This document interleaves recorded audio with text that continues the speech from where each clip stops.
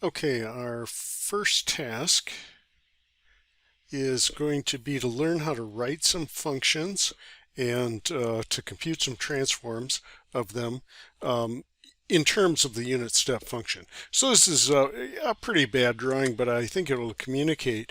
I'm thinking of a function that is sometimes called a ramp function, and what we mean is that it starts at some point. In this particular case, I'm going to start it at 0, and it's going to increase linearly up to point A, where I'll say it has height 1, and then suddenly at point A it drops off to 0.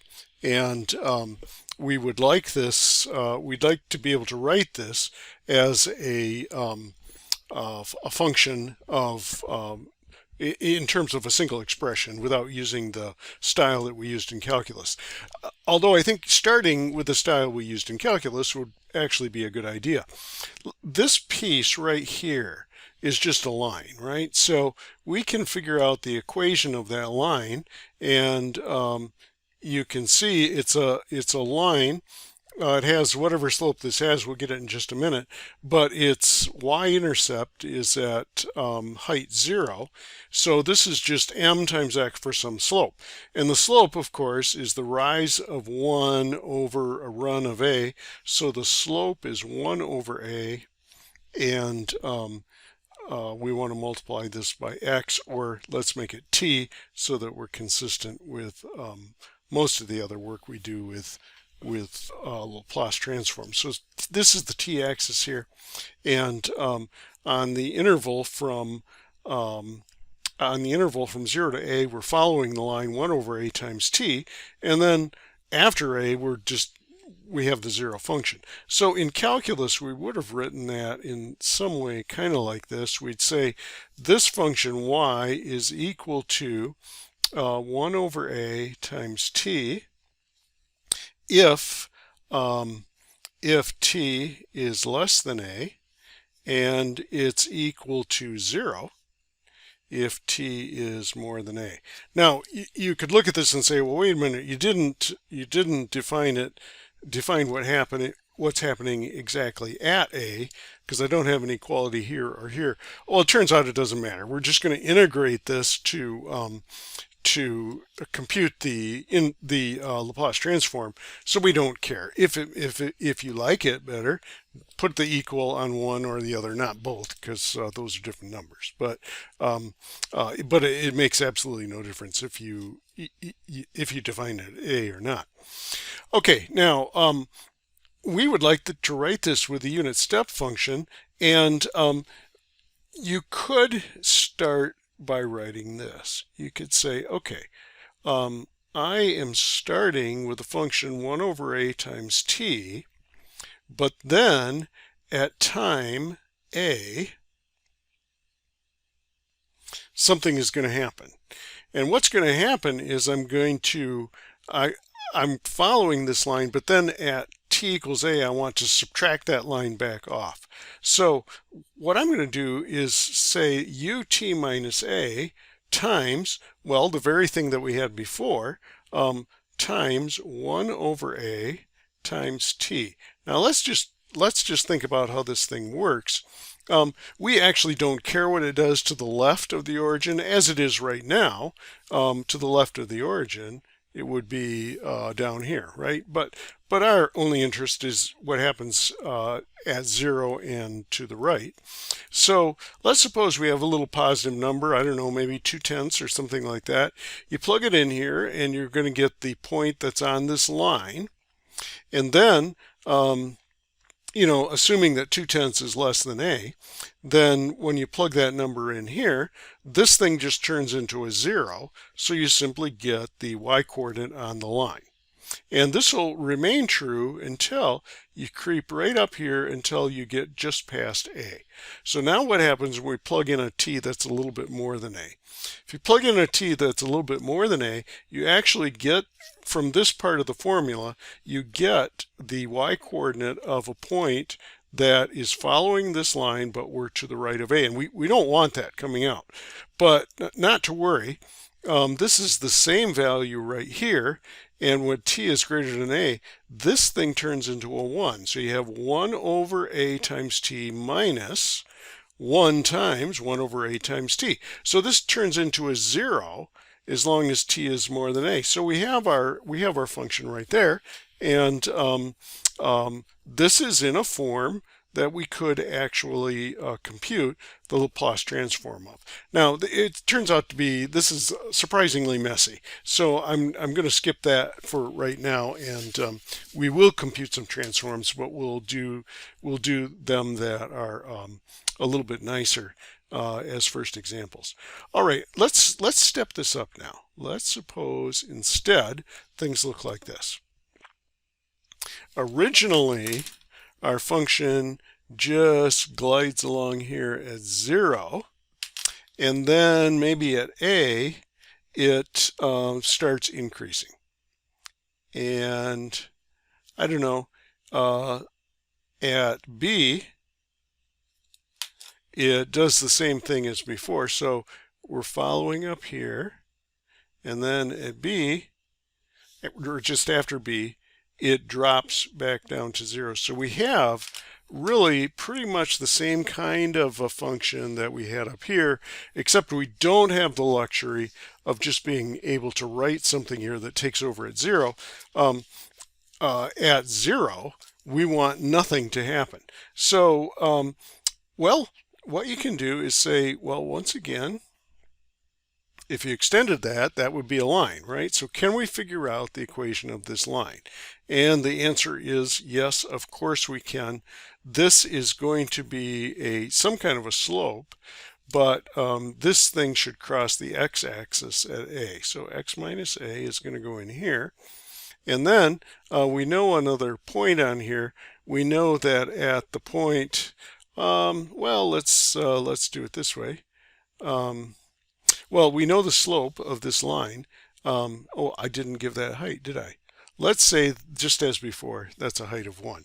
So we know that this slope is the rise over the run. So the rise is 1 over b minus a. So I have, oops, and I switched to variable x. I would really much prefer to stick with variable t. So y looks like that. Let's get that rewritten so that it's a little bit easier to read. T minus a over b minus a. And the thing is, we don't want this kicking in right at first, because in here we just want it to be 0. So what we do is we multiply this by u times t. Well, we want it to turn on at a, so t minus a. Okay, so what's happening so far is this. If you pick a t to the left of a, even back in here, it's still perfectly valid mathematically. Any t in this range, this unit step function is equal to 0, and therefore, no matter what this is, it's this times 0. So you have this graph right here. Okay, at t equals a, as soon as you cross that boundary, well, now this thing right here turns into a 1, and we are getting this equation, y equals t minus a over this constant b minus a. So we're following this line. And now we would like at b to just drop back down to 0. So this is the effect that I said in the introduction. We can use the unit step function to turn things back off, just as we can use them to turn them back on. And the trick is you simply subtract off that function that you had there.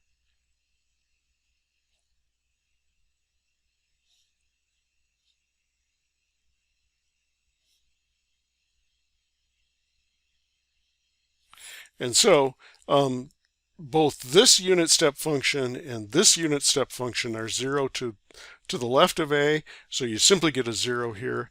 As soon as you cross the boundary t equals a, the first one turns on, that one turns on, and you get this ratio, which follows this line.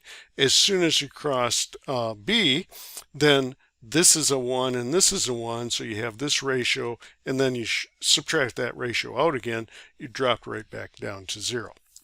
And that's how you can start building functions in a single expression that will have this kind of discontinuous behavior.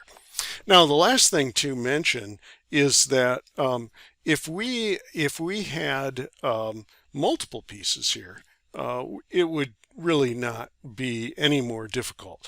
Let's suppose, and now I am going to, I'm not going to give such detailed formulas, but let's suppose we would like this thing to hover along at 0 for a while until we get to maybe a.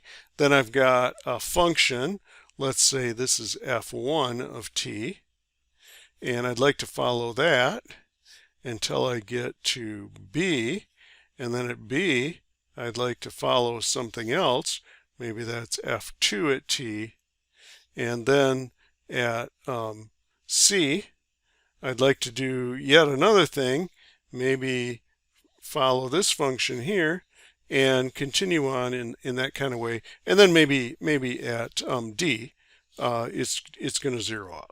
So we have that kind of a picture here, and we can easily set this up with unit step functions with a single expression.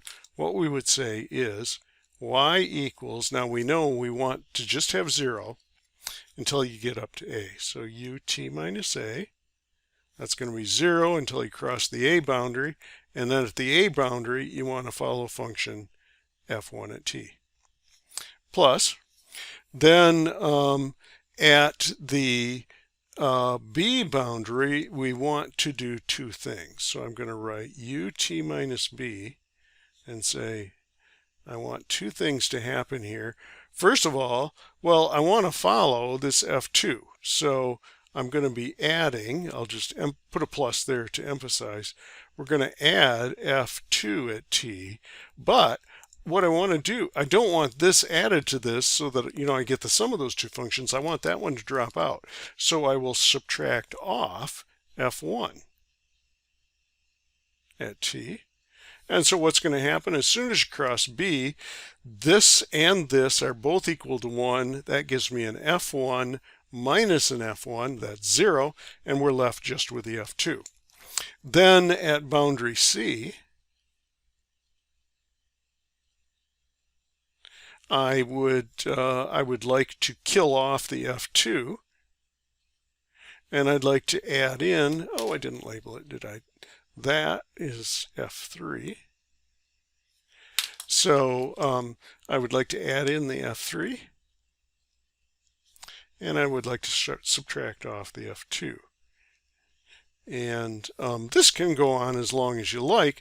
The way I've got this set up right now is that it's supposed to terminate, all the interesting part terminates anyway at d.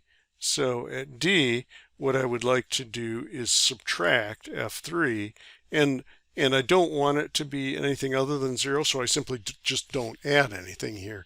And here is the kind of expression that we build up. You have a unit step function at a, b, c, and d. It's all the places where you change formulas. So that's how we can use unit step functions to build up fairly complicated piecewise functions.